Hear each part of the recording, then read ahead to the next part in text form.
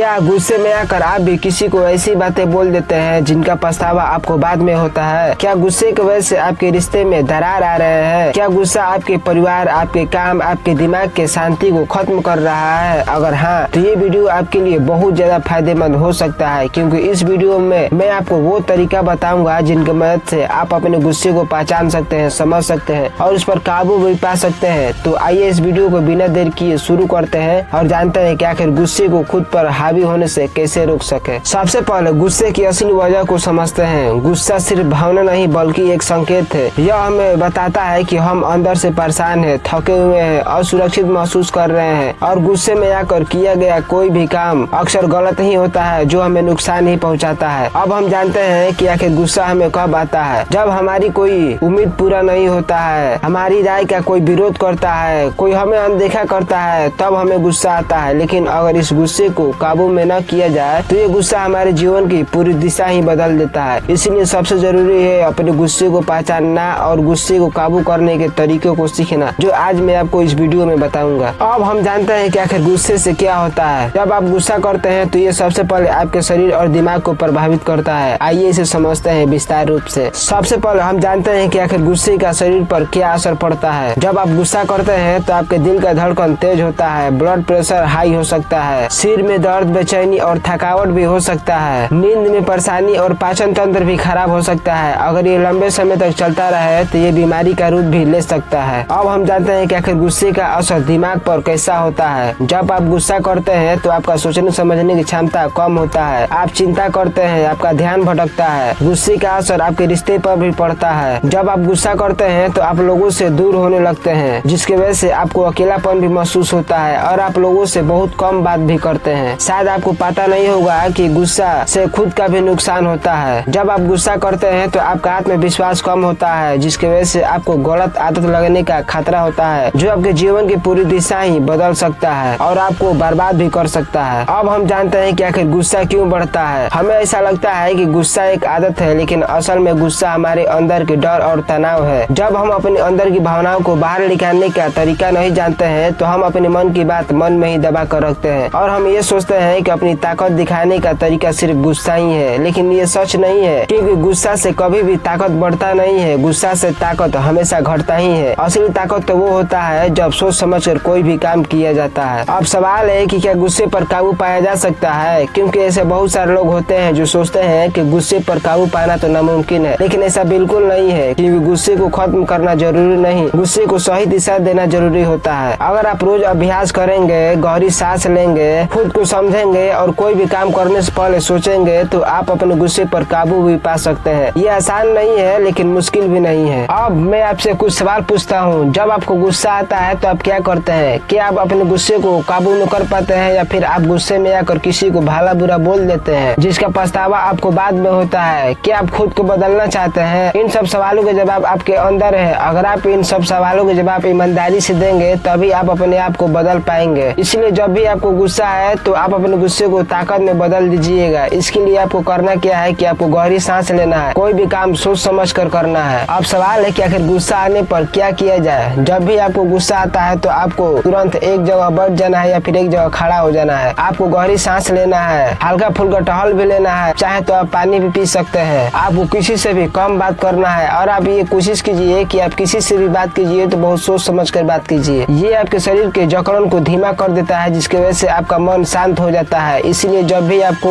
संकेत मिले कि आपका गुस्सा बढ़ रहा है तो आप तुरंत ये अभ्यास करना शुरू कर दीजिए। और सबसे बड़ा नुकसान तो तब होता है जब आप गुस्से में आकर बिना सोचे समझे कोई भी काम कर देते हैं। इसलिए जब भी आपको गुस्सा आए तो आपको अपने आप से पूछना है कि क्या मैं अभी चुप रहूंगा तो मेरा कोई नुकसान होगा? क्या ये बात इतना बड़ा है कि इसका जवाब देना अभी जरूरी है? जब आप ये पहली बार करेंगे तो आपको थोड़ा मुश्किल लगेगा, लेकिन जब आप बार बार अभ्यास करेंगे तो ये आपका आदत भी बन जाएगा। आपको अपनी भावनाओं को पहचानना है, क्योंकि गुस्सा आने के पीछे अक्सर भावनाएं ही होती है, जैसे डर, दुख, थकावट, निराशा। इसलिए जब भी आपको गुस्सा आता है तो आपको अपने आप से पूछना है कि इस गुस्से की असली वजह क्या है, और जैसे ही आपको पता चले तो आपको तुरंत उसे कॉपी में लिख लेना है कि आज मुझे इस बात पर गुस्सा आया है और इसका असली वजह ये है। आपको रोज सुबह सुबह ध्यान और मेडिटेशन भी करना है, इससे गुस्सा आने की संभावना बहुत कम होता है। अगर आपको लगता है कि गुस्सा पर काबू पाना आसान नहीं है तो ये मुश्किल भी नहीं है, बस आप शुरुआत तो कीजिए। आप हमेशा याद रखिएगा कि गुस्सा आपका दुश्मन नहीं, ये तो बस आपके अंदर की एक ऊर्जा होता है जो बस रास्ता भटक जाता है। बस जरूरी है इसे सही दिशा में ले जाना। इसलिए आप अभी और इसी वक्त खुद से वादा कीजिए कि मैं अपने गुस्से पर काबू पा सकता हूँ, मैं अपने आप को बदल सकता हूँ। मैं मिलूंगा आपसे किसी अगले वीडियो में, तब तक के लिए जय हिंद,